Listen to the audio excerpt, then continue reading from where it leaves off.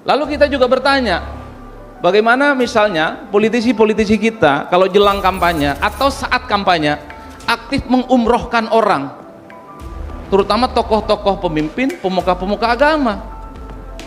Apa iya Pak? Bukannya kita suudzon ya? 5 tahun sebelumnya mereka tidak pernah berbuat apa-apa. Ini kok 2 bulan mendadak soleh gitu loh Pak. Kan ini politik uang kita, problemnya di situ. Saya selalu ngomong ke kawan-kawan DPR dan pemerintah di eksekutif ya, bikinlah pasal khusus tentang politik uang. Politik uang itu adalah ngasih kerudung politik uang, ngasih beras politik uang, ngasih aspal 5 kilo politik uang, ngasih sembako politik uang. Harus detail Pak. Kalau nggak detail, politisi ini banyak betul akalnya Pak. Ini yang kemudian membuat kenapa diskursus terkait dengan politik dinasti itu ramai, karena seringkali mengubah peraturan-peraturan last minute, pertandingan sudah mau mulai tapi peraturan dan minta wasit untuk mengubah. Kan ini yang kemudian menjadi perdebatan yang cukup panjang. Keempat, ada privilege.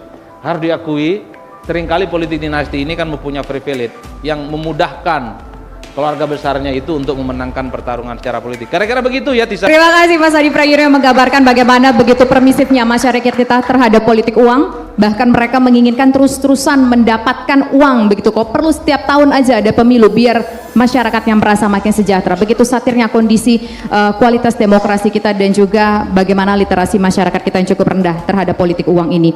Politik dinasti sama dinasti politik itu sesuatu yang berbeda. Politik dinasti itu adalah ya politik yang menggunakan cara-cara yang tidak fair, ya, menggunakan paman, menggunakan bapak untuk menggapai kekuasaan. Itu politik dinasti. Kalau politik dinasti itu berhasil, maka akan memunculkan dinasti politik. Di satu daerah tersebut dikuasai. Tidak hanya soal kuantitas, tapi kualitas. Bicara soal politik, bicara soal demokrasi, uang itu sudah seperti tabiat yang tidak bisa kita enyahkan hingga saat ini. Karena memang apa? Persoalannya disampaikan oleh salah satu narasumber kita tadi.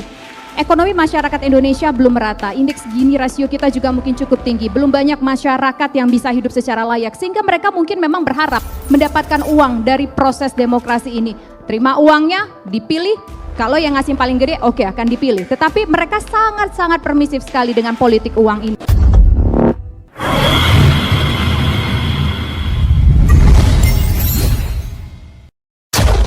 Sebuah acara penuh isi dan daging, sebuah acara seminar yang menghadirkan narasumber ternama, di antaranya Adi Prayitno dan Refli Harun yang memberikan materi soal demokrasi, politik uang, dan politik dinasti yang dihadiri ratusan peserta dari pejabat negara. Ada Menteri Kominfo dan ada juga Menteri Menko Polhukam. Di sini kita akan menyaksikan bagaimana Adi Prayitno memberi satir-satir pedasnya dan juga Refli Harun dengan argumentasi tajamnya. Dan satu hal, 99% orang cerdas akan memilih menyaksikan tayangan ini sampai dengan selesai. Nah, maka dari itu, sebelum kalian menyaksikan tayangan yang mahal ini, saya hanya sedikit memberi pemaparan. Saya harap kalian menyukainya, karena saya yakin kamu adalah salah satu orang cerdas, pintar, dan mau berkembang dengan ikhlas, mau mendengarkan apa yang saya sampaikan. Dalam perjalanan demokrasi, kita dihadapkan pada banyak tantangan. Namun dua di antaranya yang paling merusak adalah politik uang dan politik dinasti. Keduanya adalah racun yang menggerogoti inti dari demokrasi sejati, mengubah proses politik menjadi permainan kekuasaan yang penuh manipulasi. Politik uang seringkali dianggap jalan pintas, merusak integritas pemilu. Para kandidat yang bermain dalam arena ini menggunakan kekayaan mereka untuk membeli suara, merayu rakyat dengan janji-janji palsu, dan pada akhirnya merampas hak kita untuk memilih pemimpin yang layak. Ini bukan lagi kompetisi gagasan, tapi kompetisi kantong. Apa dampaknya? Pemimpin yang terpilih bukan karena kapasitas atau moralitasnya, melainkan karena transaksi yang melibatkan nasib kita semua. Akhirnya, kebijakan yang dibuat hanya melayani kepentingan elit, bukan rakyat. Lalu ada politik dinasti, di mana kekuasaan bergulir dari satu generasi ke generasi dalam satu keluarga yang sama. Ini menciptakan kasta politik yang menutup ruang bagi talenta baru dan menghalangi perubahan. Demokrasi yang seharusnya membuka pintu bagi siapapun, kini dikekang oleh warisan darah. Kekuasaan tidak lagi dilihat sebagai amanah, melainkan sebagai harta yang diwariskan. Apa yang terjadi pada semangat perubahan? Hilang, terkubur di bawah beban tradisi dan nepotisme. Sekarang saya ingin menuju ke Mas Adi. Mas Adi, langkah apa yang bisa kita lakukan untuk meningkatkan partisipasi masyarakat dalam demokrasi kita? Silakan Mas Adi, kayaknya Mas Adi ini bawa PPT ya. Kalau ingin dipaparkan kami persilahkan. Atau berkenan di tempat saja? Boleh boleh ditampilkan slide saya. Berkenan di podium Mas Adi atau ingin di sofa saja? Oke, next slide. Oke. Saya sebelum ngomong Mbak Tisa, tadi saya sempat bisik-bisik dengan Pak Menko. Kalau Lemhanas, TNI dan polisi itu fasih bicara tentang demokrasi, lalu orang seperti saya, dosen, peneliti, ini nanti mau bicara apa Pak? Ini lahan kita hari-harian ini.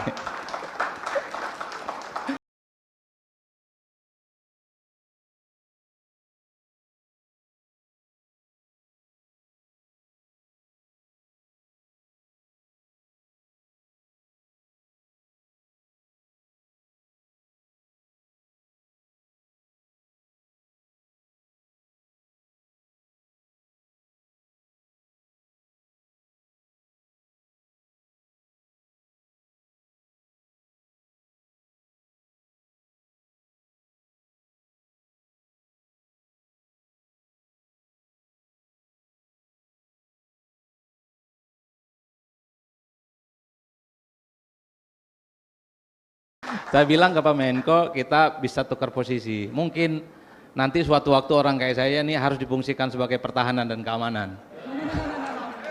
Dan biarlah kawan-kawan polisi dan TNI yang bicara tentang demokrasi, tentang politik dinasti dan seterusnya. Tadi saya agak kaget, itu paparan-paparan kita yang dari dulu sampai sekarang kita baca Pak. Tentang indeks demokrasi, tentang bagaimana bahaya politik dinasti dan seterusnya. Per hari ini saya takjub kalau kemudian Lemhanas ini lembaga pemerintahan dan posisinya sangat kritis perspektifnya. Biasanya yang kritis-kritis ini Bung Refli dan saya lah sedikit-sedikit. Kalau semuanya diambil alih sama Lemhanas bingung juga nanti narsumnya. Habis nih kita Pak, Bang Refli nggak bisa diundang. Oke, kita fokus ya ke laptop. Nah, saya kebetulan diminta untuk fokus bicara tentang politik uang dan politik dinasti. Ini adalah cacat bawaan dalam demokrasi kita hari ini, suka tidak suka. Jadi Bapak Ibu, saya sengaja untuk menampilkan ini adalah undang-undang dalam pemilu kita. Undang-undang nomor 7 2017 tadi sempat ditampilkan. Coba tunjukkan ke kita.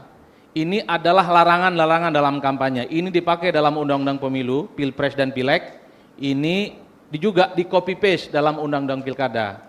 Karena undang-undang kita itu ada dua Pak, undang-undang Pileg dan Pilpres terpisah, undang-undang Pilkada itu juga terpisah. Soal larangan kampanye itu tak satu pun ada yang berubah.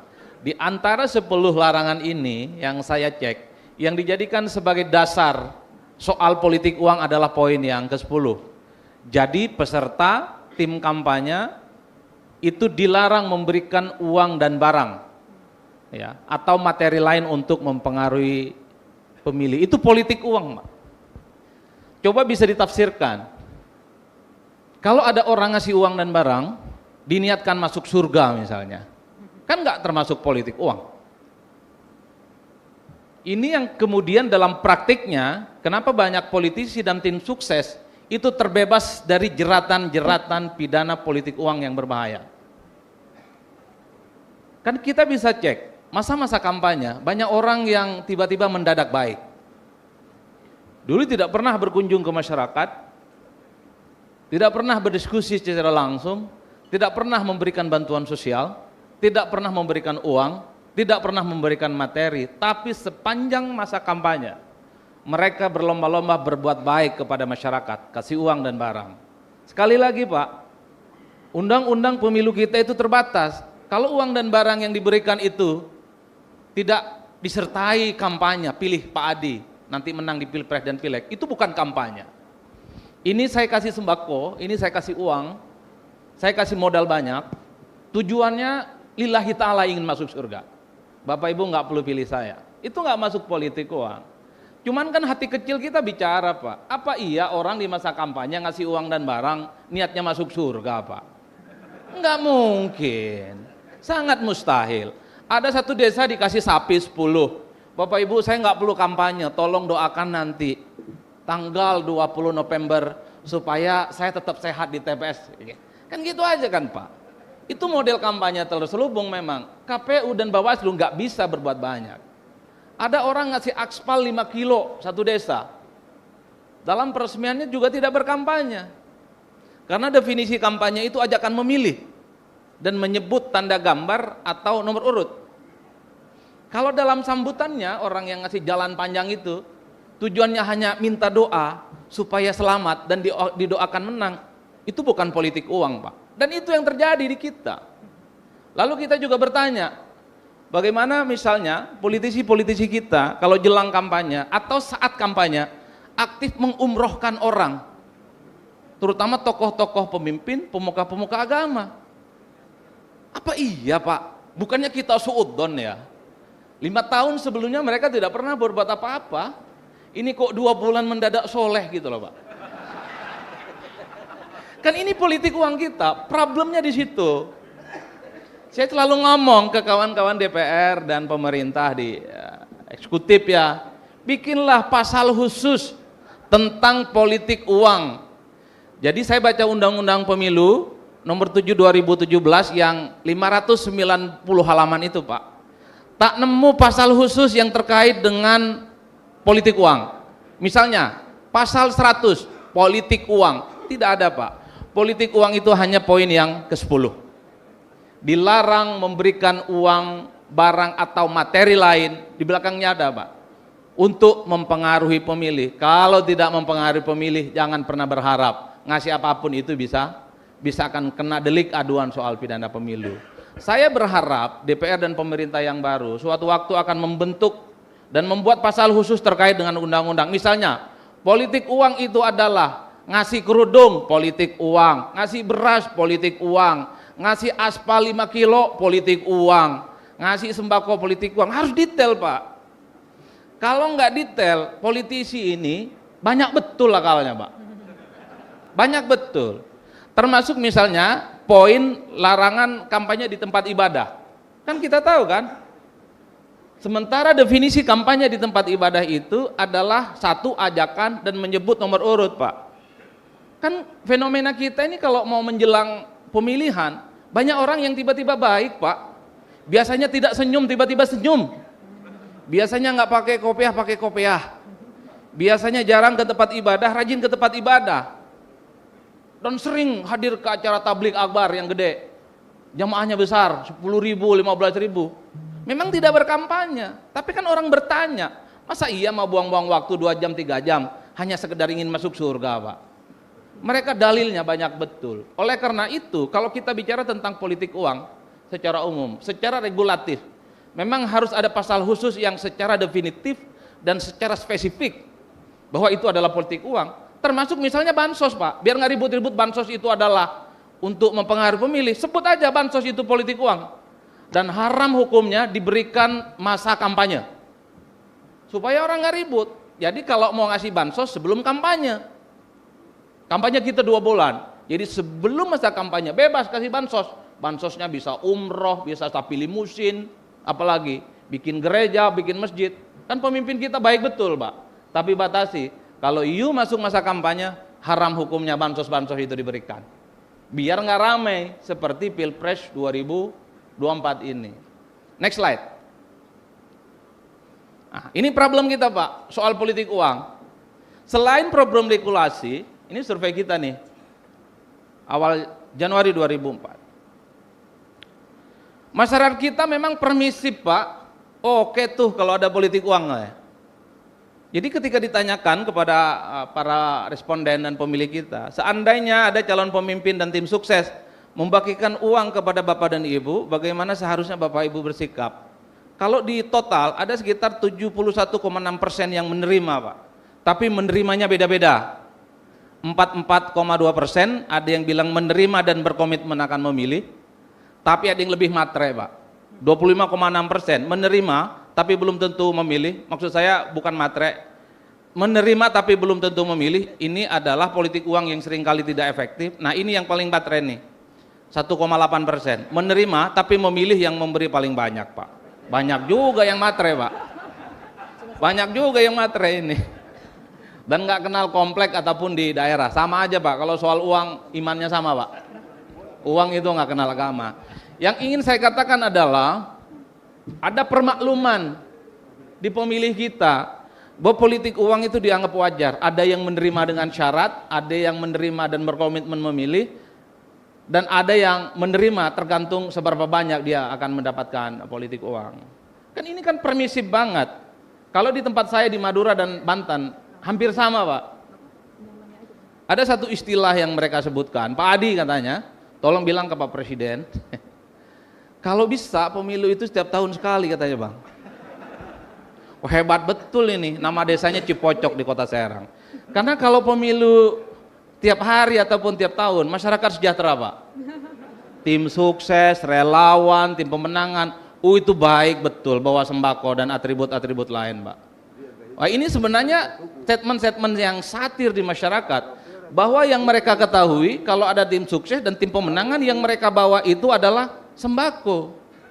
Bahkan saya dulu pernah menjadi relawan untuk mensosialisasikan pemilu, bawa tumbler, Pak, bawa kalender, kalendernya ditaruh, tumblernya diambil, itu dikira ada bungkusan minyak goreng, coba bayangkan. Yang ingin saya katakan adalah masyarakat kita secara umum cukup memaklumi bahwa politik uang itu adalah hal lumrah. Pemimpin di negara kita rata-rata dianggap sebagai sinterklas dan punya uang. Jadi kalau datang ke masyarakat nggak bawa buah tangan, dicemooh. Caleg ataupun calon pemimpin. Begitu banyak lah kalau pileg ya, diatur dulu. Tapi sayangnya soal politik dinasti di pilkada ini dibatalkan oleh Mahkamah Konstitusi karena ini dianggap menghalangi hak konstitusional orang lain. Apa-apaan judulnya, masa ningrat politik, maka darah politik, masa bagian dari kekuasaan politik tidak boleh mencalonkan diri sebagai calon kepala daerah. Itulah yang kemudian menjadi dasar kenapa Mahkamah Konstitusi itu membatalkan undang-undang yang saat itu sempat juga ramai dibicarakan. Sayangnya per hari ini kita juga belum pernah mendengar ada upaya untuk membuat regulasi yang terkait dengan politik dinasti di Pilpres dan Pileg, Pak. Padahal kalau mau jujur, politik dinasti juga terjadi di Pilpres, terjadi juga di Pileg, dan bahkan paling banyak di Pileg. Hari ini kan kita bisa menyaksikan kemarin, ada anak dan ibunya bisa foto bareng karena sama-sama dilantik. Ada suami istri, ada paman dan ponakan, tapi tidak diatur dalam undang-undang kita. Ini yang saya kira menjadi kerumitan-kerumitan per hari ini, bahwa persoalan politik dinasti pernah diatur tapi dalam konteks pilkada dan dibatalkan. Yang per hari ini sekalipun politik dinasti itu bicaranya adalah persoalan moralitas, tapi bukan persoalan hal-hal yang sifatnya regulatif atau hal-hal yang sudah dihitam putihkan oleh pemerintah. Next slide, tentang politik dinasti sebelum yang terakhir. Oke, sorry, terlampau cepat itu. Nih, citra buruk politik dinasti, Pak, secara umum. Ini diagnosa dari beberapa survei yang kita lakukan. Satu, kenapa proses politik dinasti itu selalu agak sedikit kritikal, selalu mendapatkan protes? Secara umum, proses rekrutmen dan pencalonan yang instan rata-rata. Jadi kalau ada politik dinasti, proses rekrutmennya dan tidak instan, rata-rata orang memaklumi, Pak. Kan yang terjadi hari ini itu adalah ada orang karena dia adalah keluarganya penguasa, kekuasaan di semua level, dia belum pernah jadi pengurus partai atau pengurus partai pada level kecil, tiba-tiba dia kemudian langsung jumping ke jantung kekuasaan. Itu yang ramai, Pak. Tapi kalau ada keluarga politik membangun dinastinya, dia ikut partai dari bawah, dia memulai dari sistem yang meritokrasi, dia ikut kampanye, ikut pemilu, prosesnya dari awal, cemoohan terkait dengan politik dinasti itu cenderung bisa dikurangi dan resistensi. Karena rata-rata dalam praktiknya politik dinasti itu dia selalu mendapatkan kemudahan dengan cara instan. Yang kedua, dugaan menggunakan segala instrumen kekuasaan. Karena politik dinasti ini pasti ada kaitannya dengan penguasa dan petahana. Ada dugaan dan kecenderungan bahwa mobilisasi kekuasaan-kekuasaan itu seringkali dimaksimalkan. Kekuasaan itu Pak dari bawah sampai pusat dipakai Pak. Pokoknya untuk memenangkan para keluarga dinasti itu. Nah kemudian yang ketiga yaitu utak-atik peraturan. Ini ada kecenderungan kita ini, cacat bawaan di kita. Kalau mau ada pemilu, udahlah banyak sekali itu bolong-bolong undang-undang yang kemudian dipersoalkan. Artinya apa? Kawan-kawan pemerintah dan DPR di masa yang akan datang, kalau mau pemilu jangan lagi ada utak-atik pemerintah. Jadi kalau mau maju presiden, gubernur, bupati dan wali kota harus ditutup 5 bulan sebelum pendaftaran dan sebelum kampanye. Enggak ada lagi judulnya judicial review ke Mahkamah Konstitusi. Supaya orang nggak rame-rame bicara ini Pak. Ini yang kemudian membuat kenapa diskursus terkait dengan politik dinasti itu ramai. Karena seringkali mengubah peraturan-peraturan last minute, pertandingan sudah mau mulai, tapi peraturan dan minta wasit untuk mengubah. Kan ini yang kemudian menjadi perdebatan yang cukup panjang. Keempat, ada privilege. Harus diakui, seringkali politik dinasti ini kan mempunyai privilege yang memudahkan keluarga besarnya itu untuk memenangkan pertarungan secara politik. Kira-kira begitu ya Tisa, yang benar dari Allah, yang salah dari setan, saya tidak berbuat apa-apa. Terima kasih. Baik, terima kasih Mas Adi Prayitno yang menggambarkan bagaimana begitu permisifnya masyarakat kita terhadap politik uang. Bahkan mereka menginginkan terus-terusan mendapatkan uang begitu kok. Perlu setiap tahun aja ada pemilu biar masyarakatnya merasa makin sejahtera. Begitu satirnya kondisi kualitas demokrasi kita dan juga bagaimana literasi masyarakat kita yang cukup rendah terhadap politik uang ini. Kemudian juga tadi disampaikan bahwa ada memang dulu sebelumnya regulasi, tapi ternyata regulasi tersebut dibawa ke MK dan sampai sekarang kita belum ada regulasi yang mengatur soal politik dinasti. Harapannya ke depan presiden terpilih bersama dengan DPR ataupun siapapun yang terkait bisa mengeluarkan regulasi tersebut untuk menghentikan politik dinasti yang kita sebut mungkin dalam tanda kutip ugal-ugalan. Coba teman-teman di Lemhanas angkatan berikut coba cek sejarah kenapa coblos itu mesti rahasia. Kenapa itu? Karena rahasia itu jadi saya ambil aja duitnya Adi, kan orang nggak tahu Adi pilih siapa enggak, kan nggak tahu. Dan mengapa mesti rahasia? Orang itu hak saya kok, hak saya pakai kok kenapa mesti dirahasiakan? Kenapa? Itu kan hak saya tuh, hak Bapak tuh kalau Bapak nanti sudah milih, hak Bapak pakai, kasih ke Margarito, kasih ke Refli, ngapain dirahasiakan? Ngapain? Tapi kenapa dirahasiakan? Saya rasa kalau bisa dipecahkan, ditemukan, dijelaskan oleh Lemhanas, itu akan top sekali dan itu akan membantu kita membereskan ini bangsa, mengurangi sedikit masalah bangsa ini. Oke, baik. Terima kasih Bang Margarito. Selanjutnya silakan Bang Refli. Iya, tidak mudah menjawabnya ya. Saya khawatir di ruangan ini tiba-tiba berpikir bahwa demokrasi itu nggak perlu. Padahal temanya memperkuat demokrasi. Tiba-tiba kesimpulannya demokrasi nggak perlu. Boro-boro diperkuat, nggak perlu demokrasi ya. Jadi begini, Bapak-Bapak semua, coba kita pelan-pelan sedikit ya. Demokrasi itu, kalau bahasa lainnya adalah kedaulatan rakyat. Kalau dalam ilmu hukum tata negara itu kan menjawab, kedaulatan itu berada di siapa? Apakah di tangan Tuhan, maka dijadikanlah kedaulatan Tuhan, kan begitu? Apakah di tangan hukum, kedaulatan hukum? Apakah di tangan gereja, maka kedaulatan agama, itu kedaulatan Tuhan juga. Nah, kemudian perkembangan sejarah manusia mulai dari Inggris misalnya, ada Glorious Revolutions, kemudian ada Magna Carta dan lain sebagainya.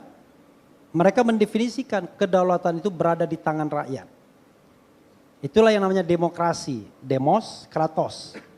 Demos itu rakyat, kratos itu pemerintahan. Itu definisi yang paling umum dan itu ditemukan tidak hanya di Amerika Serikat tapi di Yunani polis-polis, kemudian diimpor di negara Romawi, kemudian diimpor di negara-negara Eropa Barat, dari negara Eropa Barat kemudian ke Amerika Serikat, Amerika Latin, setelah itu kemudian di negara-negara baru Asia Afrika. Jadi demokrasi itu atau kedaulatan rakyat itu adalah sebuah fenomena global, oke? Sama seperti hak asasi manusia, human right, itu juga fenomena global. Tetapi tidak ada yang namanya a single message, a single point di dalam demokrasi dan hak asasi manusia. Selalu ada yang namanya, kalau saya menyebutnya ke beberapa mungkin boundary. Nah di Indonesia yang kita anut itu adalah demokrasi konstitusional atau constitutional democracy. Jadi demokrasi yang berdasarkan konstitusi. Karena itu kita kenal sebagai demokrasi dan nomokrasi. Itu like two side in one coin. Jadi kita tidak bisa bicara demokrasi tanpa hukum. Tidak bisa bicara hukum tanpa demokrasi. Karena di zaman Hitler pun negara hukum dia. Tetapi hukum yang besi, hukum yang tidak demokratis, hukum yang diimpos dari negara oleh Hitler dan lain sebagainya. Nah kita menginginkan sebuah negara demokrasi yang partisipatif dari bawah. Tetapi di-guided oleh hukum. Hukum itu salah satunya konstitusi. Dan saripati konstitusi itu adalah dasar negara, Pancasila. Jadi kalau kita bicara tentang demokrasi, misalnya ada yang mengatakan Pancasila itu nggak bisa jadi ideologi. Memang iya, karena tidak koherensi. Misalnya bisa nggak kita tidak beragama? Boleh dalam hal demokrasi. Boleh nggak kita mengakui gay marriage? Boleh atas nama demokrasi. Tetapi itu bukan demokrasi yang kita inginkan. Demokrasi yang kita inginkan demokrasi dengan boundary-nya. Nah boundary-nya itu kita sudah rumuskan oleh Bung Karno dan the founding parents kita, karena ada juga perempuannya, yaitu boundary-nya adalah ketuhanan yang Maha Esa. Anda boleh berdemokrasi apapun, tapi haram hukumnya kalau tidak beragama. Kan begitu? Anda boleh berdemokrasi, tapi tidak boleh Anda kemudian mengintroduksi yang namanya gay marriage, misalnya gay marriage, perkawinan gay. Karena itu sudah bertentangan dengan sila ketuhanan yang Maha Esa. Maka di sila kedua juga humanity. Sila ketiga persatuan. Nah demokrasi kita kalau di sila keempat itu agak spesifik, yaitu consensual demokrasi. Kalau di negara barat ada masalah cepat dia langsung vote. Di antara peserta ini bisa kita berdemokrasi berbeda pendapat, tapi harus ada kesetaraan. Jadi ketika kita berdemokrasi kita tidak mengenal pangkat dan jabatan ketika kita berpikir. Yang kita kenal itu adalah apa pendapat Anda. Maka saya mengatakan kita harus hati-hati bicara tentang demokrasi, seolah-olah demokrasi itu seperti sana, enggak. Demokrasi yang kita anut adalah demokrasi konstitusional, demokrasi berdasarkan konstitusi, berdasarkan hukum, dan salah satu intisari dari konstitusi itu adalah Pancasila. Tetapi jangan juga kemudian kita perkosa makna itu. Seolah-olah tidak ada pemilihan, mengharamkan oposisi. Padahal oposisi itu partner Anda untuk berdiskusi. Kan ada yang namanya oposisi dalam berpikir kan. Saya sudah mengatakan jauh-jauh hari, ini mohon maaf ya kalau saya harus mengatakannya lagi. Saya tidak akan menerima jabatan apapun selama masa pemerintahan Prabowo Gibran. Jabatan apapun. Berat kan ngomong seperti ini, tetapi saya ingin konsisten mengatakan itu karena saya berada di kubu yang kalah. Kemarin kan saya mendukung Anies Baswedan. Ya kalau sudah kalah ya sudah. Ngapain kita melipir-melipir minta jabatan, ya kan? Nah itulah yang namanya konsistensi dalam berdemokrasi. Sehingga kalau saya mengkritik Pak Prabowo, dia nggak curiga sama saya. Wah Repli mau cari jabatan, enggak. Saya menggunakan hak saya sebagai warga negara untuk mengkritik penguasa. Bukan Prabowo sebagai pribadi. Gaya kritik saya enggak gaya kritik Fufu Fafa. Fufu Fafa itu kata Jimli Asidike kampungan. Kenapa? Yang dikritik itu orangnya, kelakuannya. Dia itu begini loh, anaknya, istrinya begini loh. Enggak ada urusan sama saya. Urusan saya adalah apa yang dikatakan Prabowo as the president atau sebagai calon presiden. Dia mengatakan kita berantas korupsi. Cocok saya. Kita berantas kemiskinan, cocok sama saya. Kita tingkatkan kesejahteraan, cocok sama saya. Cuma yang tidak cocok sama saya adalah dia tidak pernah mengatakan ayo kita tumbuh dan kembangkan demokrasi. Enggak ada. Apalagi memperkuat demokrasi, enggak ada. Yang dia omongkan adalah oposisi itu budaya barat. Mari kita sama-sama berangkulan. Kita ibarat bangun jembatan. Kalau nggak mau ikut bangun, ya udah di pinggir aja. Kan nggak bisa begitu. Karena oposisi pun berhak atas panggung, benar nggak? Masa gara-gara saya mengkritik pemerintah, TV One tidak mau undang saya, ya kan? Misalnya, wah jangan Refli Harun, anti pemerintah. Masa Lemhanas tidak mau mengundang saya? Justru kita tidak akan pernah meeting of mind, tidak pernah bertemu pikiran kita. Karena ibu-ibu dan bapak-bapak sekalian, beronani jadinya kan? Iya kan? Berenang di kolam yang sama. Muter-muter ketemu dia juga. Iya kan? Setelah ini, janganlah Adi Prayitno, oposan. Refli Harun apalagi? Lebih baik Margarito Kamis saja. Ya. Nggak bisa begitu. Margarito Kamis undang, Refli Harun undang juga plus Adi Prayitno. Itulah meeting of mind. Margarito bilang tentang demokrasi begini, saya bilang demokrasi begitu. Oke, itu satu. Yang kedua, soal dinasti politik atau politik dinasti. Nah, kita harus bedakan dua terminologi ini menurut saya. Ya. Politik dinasti sama dinasti politik itu sesuatu yang berbeda. Politik dinasti itu adalah ya, politik yang menggunakan cara-cara yang tidak fair. Ya. Menggunakan paman, menggunakan bapak untuk menggapai kekuasaan. Itu politik dinasti. Kalau politik dinasti itu berhasil, maka akan memunculkan dinasti politik. Di satu daerah tersebut dikuasai. Tidak hanya soal kuantitas, tapi kualitas. Karena gak bisa lewat dari keluarga Atut. Karena semua dia kuasai. Bisnis dan lain sebagainya. Nah, itu yang kita cegah. Cara mencegahnya adalah kita kedepankan prinsip meritokrasi. Ya, profesionalisme. Yang terbaik, primus inter pares di antara kita yang harus memimpin. Oke, saya tambah prinsip demokrasi yang barangkali bisa ditambahkan sebagai local content kita, ya, local genius kita. Misalnya memilih pemimpin. Kalau di barat barangkali udah kita pemilihan. Enggak usah lagi pakai macam-macam, enggak musyawarah, enggak. Kalau kita di sini ada katakanlah saya cerita aja tentang meninggalnya Umar bin Khattab. Umar bin Khattab meninggal, dia menunjuk 6 orang yang menjadi calon penggantinya. Kemudian Abdurrahman bin Auf, orang yang paling kaya dan doanya biar miskin, tapi gak pernah miskin-miskin. Orang doa kaya, dia doa miskin. Tapi sampai mati dia kaya terus tuh Abdurrahman bin Auf. Abdurrahman bin Auf sebagai senior, kemudian dia mengumpulkan, ditanya satu-satu. Yang ditunjuk Umar bin Khattab itu 6 orang tuh, siapa yang mau jadi khalifah? Abdurrahman bin Auf memimpin itu dia gak punya konflik of interest, karena dia gak mau. Ya, jadi ketika dia bilang memimpin itu, saya tidak mau. Ditanya lagi nggak mau. Akhirnya yang mau itu 2, yaitu Utsman bin Affan dan Ali bin Abi Thalib, ya radhiyallahu an. 2 orang ini ditanyakan ke penduduk Mekah, itu yang saya baca. Ditanyakan ke penduduk Mekah mau milih siapa? Ya nggak pakai coblos, ya kan? Cuma ditanya aja. Mereka menghendaki Utsman bin Affan. Udah, Utsman bin Affan yang menjadi khalifah. Ali bin Abi Thalib legowo. Dan itu adalah primus inter pares, yang terbaik di antara mereka. Mereka tahu kok. Coba kalau misalnya pemilihan di sini, paling Pak Eko Margiono juga yang akan terpilih ya kan. Misalnya kita mau ada rombongan apa. Nah itu prinsip-prinsip yang bisa kita tambahkan. Jadi sekali lagi, demokrasi itu adalah jalan universal yang sudah diakui. Winston Churchill mengatakan bukan jalan terbaik, tapi paling tidak yang terbaik dari yang buruk. Dibandingkan komunis, sosialis dan lain sebagainya. Tetapi tentu kita perlu menambah nilai-nilai lokal agar praktik ini menjadi khas Indonesia tetapi tidak diperkosa. Dan satu lagi, jangan lupa demokrasi itu tidak hanya demokrasi politik. Kita berbicara demokrasi politik. Ada demokrasi lain yang lebih juga penting, substantif. Demokrasi ekonomi.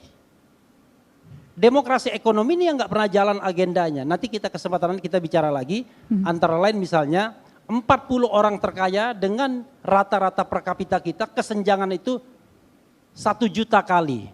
Kalau dolar kita 4.000 rata-rata, maka orang kaya yang 40 orang kaya itu mendapatkan 4 miliar US dollars per tahun. Baik. You can imagine, jauh sekali. Itu saja. Wassalamualaikum warahmatullahi wabarakatuh. Waalaikumsalam warahmatullahi wabarakatuh. Baik, terima kasih. Ini kita kalau melihat pada rujukan waktu masih ada sekitar 15 menit lagi. Tampaknya hanya cukup untuk 1 pertanyaan saja saya berikan untuk 1 orang yang ingin bertanya. Oke, baik. Tampaknya dari sisi sebelah sini semua ya. Boleh perempuan deh kalau begitu. mewakili suara perempuan ini kan demokrasi juga ya. Dari tadi belum ada perempuan, silakan.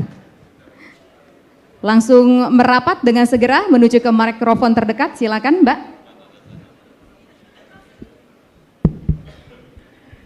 Oke, baik. Terima kasih Bapak. Oke, sebelumnya Assalamualaikum warahmatullahi wabarakatuh. Indonesia negara hukum demokrasi nomor 1. Assalamualaikum warahmatullahi wabarakatuh. Baik, langsung saja. Sebelumnya, kata pepatah tak kenal maka tak sayang. Perkenalkan, nama saya Tusfia, biasa dipanggil Via dari UIC Universitas Ibnu Khalid Jakarta. Di sini saya sepakat dengan pemateri kita pada kesempatan hari ini. Berikan aplaus dulu untuk mereka. Terima kasih. Saya mengutip sedikit dari buku Berbicara Itu Ada Seninya. Sekarang ini bila menjelang waktu pemilu, banyak ikan yang bermunculan tiba-tiba. Semuanya mengaku bersih, namun dari pengalaman selama ini setelah dipilih dan dimasukkan ke dalam kolam politik yang kuat, kemudian ikan-ikan itu mati. Atau mereka bermotivasi agar bisa bertahan hidup. Namun pertanyaan saya ada sedikit, cukup 3 poin saja. Bagaimana cara mengevaluasi efektivitas program-program yang dirancang untuk meningkatkan partisipasi masyarakat? Kemudian, apakah terdapat hubungan antara tingkat pendidikan masyarakat dan partisipasi politik? Dan yang perlu digarisbawahi adalah bagaimana untuk menjembataninya. Kemudian, peran media dalam membentuk persepsi masyarakat terhadap pentingnya partisipasi demokrasi. Mungkin sekian dari saya tutup dengan pantun. Cakep, kalau tadi kakak cantik moderator punya pantun, saya juga punya pantun. Apabila ada kaca pecah, jangan disimpan dalam peti. Apabila ada kata-kata yang salah, jangan disimpan dalam hati. Kurang lebihnya mohon maaf. Wabillahi taufiq wal hidayah. Assalamualaikum warahmatullahi wabarakatuh. Baik, terima kasih. Ada 3 pertanyaan dari mahasiswa yang ikuti kegiatan ini. Waktu kita sangat terbatas, hanya sekitar 12 menit saja untuk bertiga. Silakan mungkin Mas Adi untuk dijawab secara keseluruhan, atau Bang Refli terlebih dahulu. Bang Refli untuk dijawab secara keseluruhan, 3 menit saja. Nanti saya akan berikan kesempatan kepada Bang Margarito dan juga selanjutnya kepada Mas Adi. Silakan Bang Refli, 3 menit saja. 3 menit bicara tentang efektivitas partisipasi masyarakat. Secara singkat, waktu kita sangat terbatas. Oke, coba spesifikkan pertanyaan yang 3 menit itu apa? Pertanyaannya apa? Bagaimana untuk mengukur demokrasi kita sudah berhasil atau tidak? Luar biasa. Gimana cara ngukurnya dalam 3 menit ya? Jadi gini, alat ukur itu 2. Ada yang namanya kuantitatif dan ada yang kualitatif. Kuantitatif itu bisa kita lihat. Misalnya tingkat partisipasi sekian persen. Tapi itu baru kuantitatif. Apakah kualitasnya memang benar? Kita tahu tadi ya, kuantitatif kita 80% tingkat partisipasi dalam pemilu. Tetapi kualitas pemilunya masih questionable. Baik. Karena itu menurut saya memang kita harus secara jujur ya, untuk mengukur ini.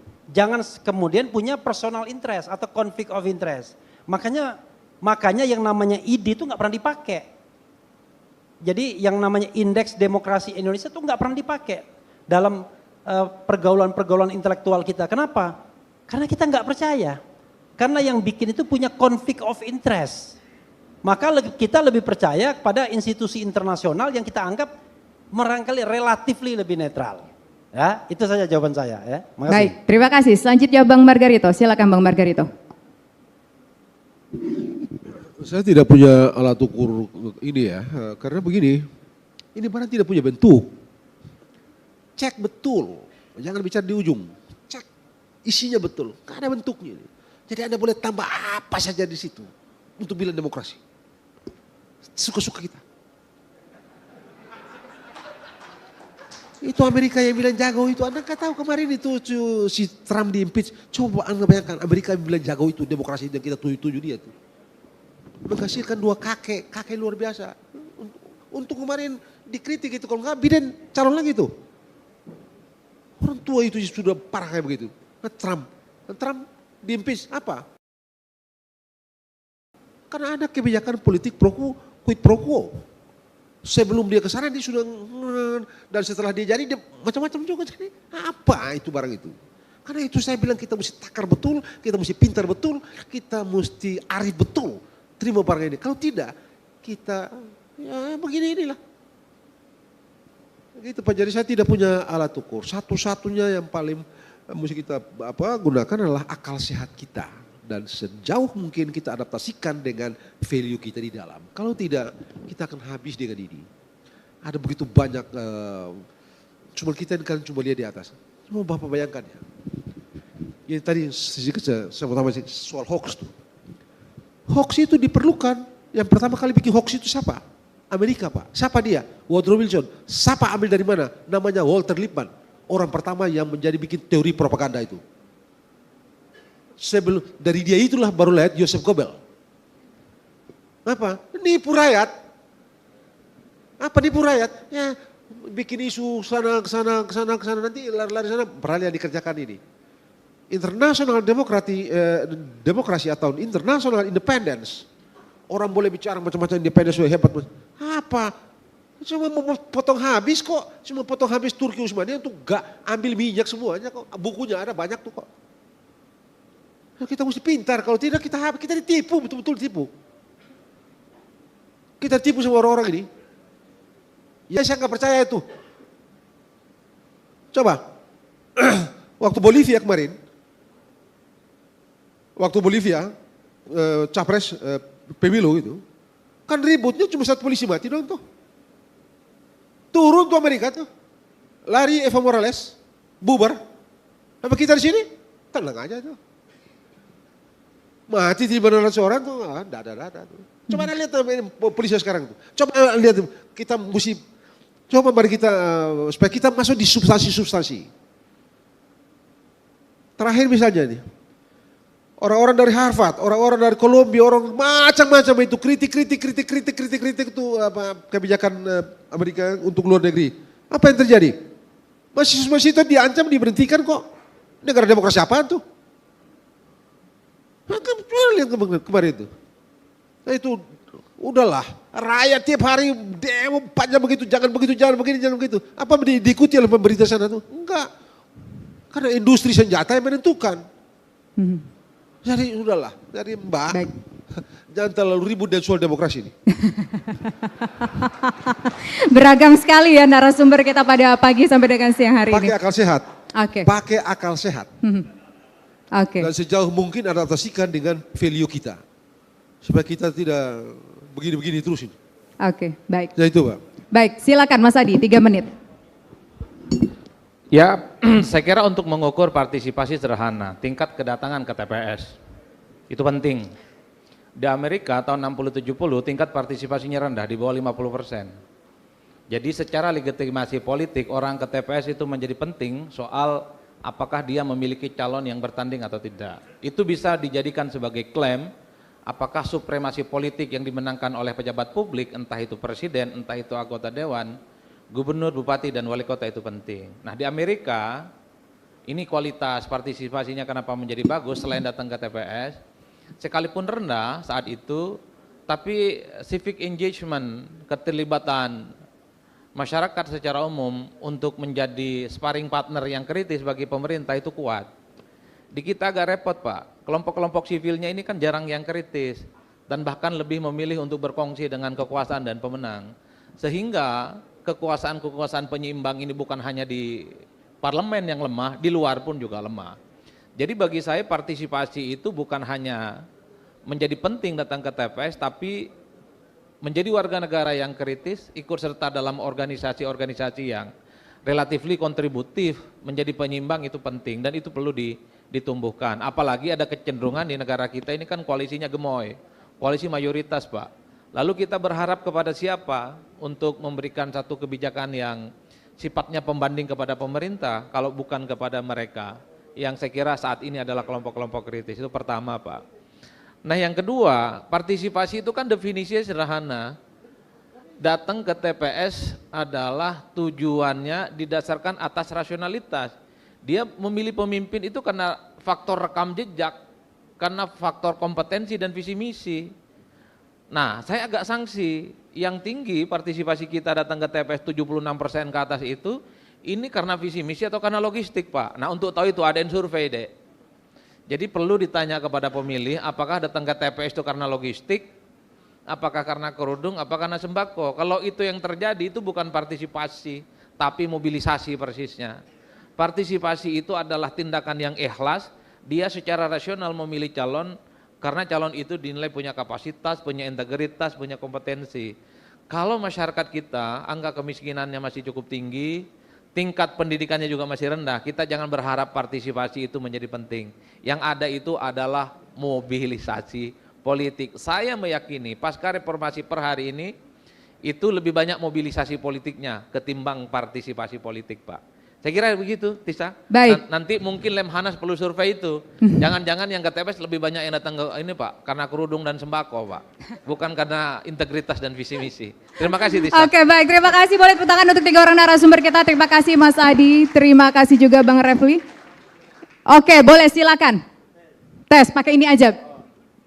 Jadi saya bikin pantun dalam benak saya. Ikutin ya. Ke kantor pagi-pagi. belum, Cakep. Oh, belum. dong. Sorry ya. Ke kantor hujan lebat. Cakep, ke kantor hujan lebat. Cakep dong. Ke kantor hujan lebat. Hujan lebatnya pagi-pagi. Lemhanas memang hebat. Refli Harun diundang lagi. Baik. Satu lagi. Oke, ada 2 pantun nih. Ada 2 pantun. Dekat sini ada butik. Cakep. Tempat kumpul nyonya-nyonya. Cakep. Tisa Novita memang Tisa apa? Noveni Bang. Oh, Tisa Noveni memang cantik. Makasih. Beruntung yang duduk di dekatnya. Aduh. Terima kasih Bang Refli. Nanti TV undang-undang Bang Refli lagi deh. Tadi curhat Bang Reflinya. Baik, terima kasih para narasumber kita dengan sudut pandang dan juga pemikiran yang sangat luar biasa. Tapi satu poinnya adalah kalau kita bicara mengenai peningkatan partisipasi masyarakat dalam memperkuat demokrasi, betul. Secara angka, secara elektoral, terjadi peningkatan partisipasi dalam pemilu di tanah air. Tetapi secara kualitas ini perlu dipertanyakan. Bahkan salah satu narasumber kita mengatakan jangan-jangan ketika mereka memberikan hak suaranya atau mereka ikut serta dalam pemilu, ini bukan bentuk partisipasi dari akal sehat atau yang muncul dari diri sendiri atas kesadaran mereka karena literasi politik mereka.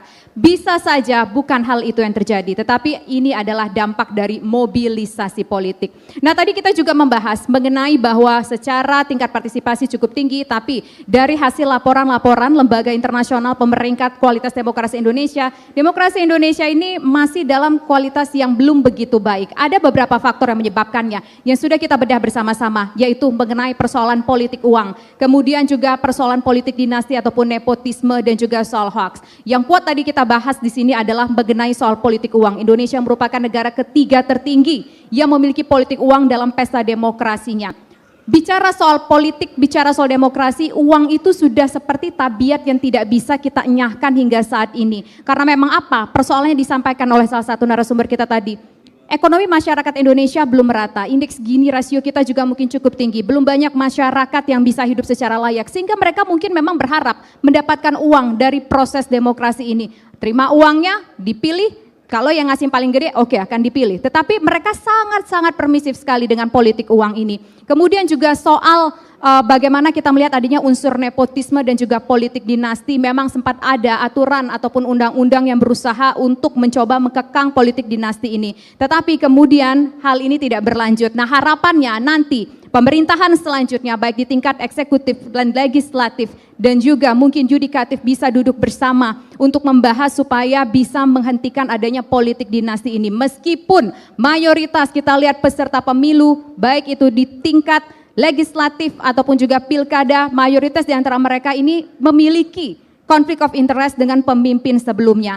Tentu untuk mewujudkan demokrasi yang berkualitas semuanya harus memiliki kesetaraan. Baik itu seluruh masyarakat Indonesia dengan pemerintahnya, dengan peserta pemilunya. Karena demokrasi ini sejatinya adalah dari rakyat untuk rakyat. Bukan dari mereka cukong-cukong yang memiliki uang. Harapannya demokrasi kita semakin sehat. Saya tutup dengan sebuah pantun, jangan lupa cakepnya. Boleh ya? Belum. Main drum band dengan perkusi. Cakep. Nada indah selalu dinanti. Cakep. Kita perkuat demokrasi, kita nyahkan politik uang dan dinasti. Akhir kata, wassalamualaikum warahmatullahi wabarakatuh, dan saya kembalikan kepada MC.